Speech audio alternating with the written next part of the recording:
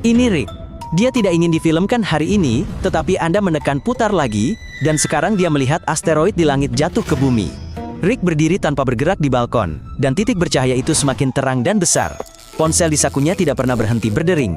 Panggilan, pesan, video. Di bawah, ada suara dan teriakan, seseorang merekam, seseorang berlari. Kota itu ramai, semua orang merasakan sesuatu akan terjadi. Hewan-hewan bersembunyi lebih dulu, mereka lebih peka terhadap bahaya. Di TV, mereka mengatakan akan menembak jatuh asteroid itu. Beberapa rudal diluncurkan ke langit secara langsung, dan 10 detik kemudian, sebuah cahaya berkedip di atmosfer atas, sepertinya mereka telah mengenainya. Asteroid itu pecah berkeping-keping, pecahan-pecahannya berterbangan. Orang-orang bersorak gembira. Tapi apa kilunci Lisa? Maniti kilunci lo terlalu cepat. Asteroid itu telah pecah, tetapi potongan terbesarnya, seukuran bus, terbang lurus menuju kota. Tampaknya kecil dibandingkan dengan kota, tetapi dengan kecepatan 20 km per detik, benda besi ini berubah menjadi bom nuklir. Benda itu tidak akan lagi terbakar di atmosfer. Rick membeku di dekat jendela ketika cahaya putih menyambar di kejauhan, menyilaukan wajah Rick, bahkan dari jarak 10 km. Suara lebih lambat daripada cahaya, dan gelombang ledakan akan mencapainya dalam 30 detik. Rick berlari ke kamar mandi, menjatuhkan diri ke lantai, dan menutupi kepalanya. Dampaknya menghancurkan jendela, plester berjatuhan dari langit-langit, dan dinding bergetar. Rick hampir tuli dan menyadari kota itu telah hancur. Kekuatan dampak tersebut sekitar 2 megaton. Itu 100 kali lebih kuat daripada bom atom di Hiroshima. Segala sesuatu di pusat ledakan lenyap. Dalam radius 3 km, bertahan hidup hampir mustahil. Disitulah api, dampak, dan kehancuran terjadi. Dari jarak 3 hingga 8 km, semuanya sudah hancur.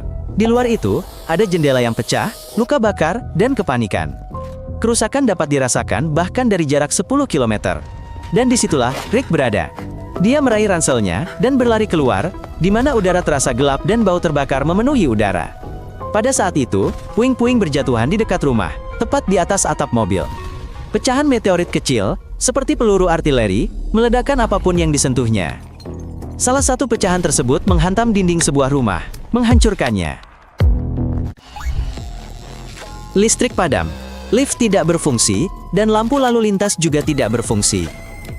Komunikasi terputus, dan kota lumpuh. Rick mencapai mobilnya, dan mencoba mengemudi, tetapi jalanan rusak, dan dipenuhi mobil-mobil yang terbakar. Rick berlari ke jembatan untuk melarikan diri dari lingkungan itu, tetapi jembatan itu hancur. Mobil dan orang-orang berada di sungai, dan lingkungan itu diblokir. Dia berjalan melewati kekacauan. Tidak ada yang memadamkan rumah dan mobil yang terbakar, karena jumlah petugas pemadam kebakaran tidak mencukupi, dan mereka tidak dapat sampai ke sana. Jalanan terasa familiar, tetapi semuanya tampak berbeda. Matahari tidak terlihat, dan Rick menutupi wajahnya dengan kain untuk bernapas. Sungguh mengejutkan, tetapi jika asteroid itu 10 kali lebih besar, Rick dan seluruh kota tidak akan ada lagi, karena energi benturan akan meningkat sekitar 1000 kali lipat, dan segala sesuatu dalam radius ratusan kilometer akan terbakar. Dalam hal itu, bukan hanya bangunan yang akan lenyap, tetapi permukaan kota itu sendiri akan berubah menjadi kawah yang meleleh. Jika asteroid itu hanya berdiameter 1 km, ia akan menghancurkan seluruh wilayah, menciptakan kawah selebar puluhan kilometer. Segala sesuatu dalam radius ratusan kilometer akan hancur, dan debu serta jelaga akan naik ke atmosfer, menghalangi sinar matahari, dan menyebabkan musim dingin asteroid di seluruh planet. Untungnya, hal ini sangat jarang terjadi. Rick, setelah menghirup jelaga dan sekarat karena kehausan, merasa sangat kehausan. Toko-toko terdekat hancur atau terbakar, dan tidak ada kemungkinan menemukan air di sana. Batu-batu api terus berjatuhan, jadi dia menyadari bahwa dia perlu mencari tempat berlindung sekarang, setidaknya.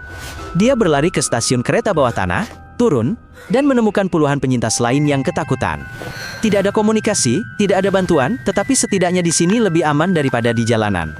Dalam situasi seperti ini, kerja sama kelompok sangat penting dan berada di sekitar orang lain memberinya kesempatan untuk bertahan lebih lama. Seseorang memberinya sebotol air, dan setelah meneguknya dengan rakus, Rick merasa lebih baik. Dia tahu dia telah selamat dan pantas mendapatkan dukungan Anda.